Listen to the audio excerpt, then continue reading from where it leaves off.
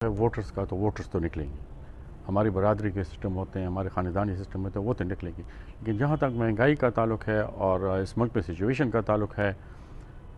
تو میں تو نہیں سمجھتا کہ وہ اتنی جلد ٹھیک ہونے والا ہے، وہ اتنی جلدی ٹھیک نہیں ہوگا۔ اب مہنگائی ہے، مہنگائی کو اگر کوئی کیسے کوئی کم کرے گا، میرے تو سمجھ سے باہر ہے،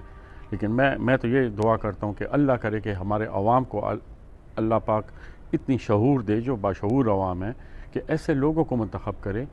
جن کے دل میں ایمانداری سے ان مسائل کے حل کے لیے جانے کے لیے کوئی کیپیسٹی ہو۔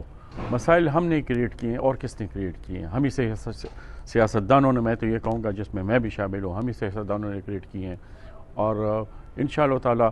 ابھی کوشش یہ کریں گے کہ ہم نے کریٹ کی، ہم ہی نے اس کا حل نکالنا ہے، کسی اور نے تو آ کے حل نہیں نکالنا۔ یہ تو غلط ہے کہ ہم کہیں گے کہ IMF ہے اور ایشین ڈیولپمنٹ بینک ہے اور ورلڈ بینک ہے، نہیں،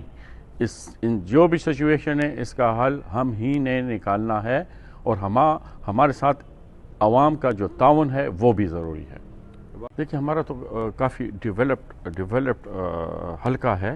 لیکن میں جو چاہتا ہوں، جو مین چیزیں ہیں، مجھے کیونکہ میں گراس روٹ کا ہوں، میں گراؤنڈ کا آدمی ہوں، میں لوگوں سے ملتا ہوں، میں ہر گاؤں میں جاتا ہوں، تو میں تو یہ کوشش کروں گا کہ پانی، بجلی اور گیس کم از کم اس کو تو ہم ٹھیک کریں۔ ان لوگوں کا اتنا تو حق ہے نا۔ اب یہ دیکھیں نا، اب 18 20 گھنٹے لوڈ شیڈنگ ہے، اس حالات میں یہ لوگ زندگی گزار رہے ہیں، یہ تو اس طرح ہے جس طرح افریقہ کا کوئی ملک ہو۔ تو کوشش یہ کریں گے کہ کم از کم یہ بجلی کا اور گیس کا اور ان چیزوں کا نظام ٹھیک کریں۔ صوبے کا اور پاکستان کا سب سے جو بڑا مسئلہ ہے تو وہ تو اکانومی ہے، ٹھیک ہے، معاشیات ہیں، ہماری معاشیات ٹھیک نہیں ہے، ہم قرضوں میں بہت زیادہ ڈوبے ہوئے ہیں، اور آگے بھی میرے خیال میں ہم قرضہ لے کے ہی آگے جائیں گے،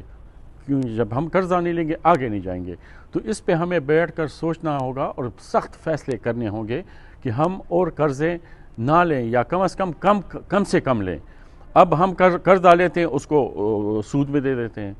پھر آگے ہم تو بہت بری طرح پھنس چکے ہیں IMF کے جال میں۔ تو اس سے نکلنا ہوگا، اور اس سے نکلنے کا طریقہ یہ ہے کہ ہمارے سیاسی لیڈر خدا کے واسطے چند چیزیں ایسی ہوتی ہیں جو سیاست سے بالاتر ہوتی ہیں، اس پہ تو ایک ہو کر ہم بیٹھ جائیں۔ 8 فروری کو الیکشن ہو رہے ہیں، میں اپنے حلقے کے عوام کو صرف یہ پیغام دینا چاہتا ہوں کہ خدا را سوچ لیں، ٹھیک ہے،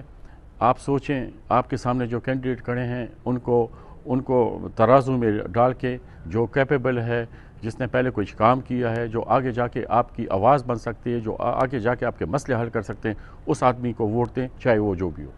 بہت شکریہ۔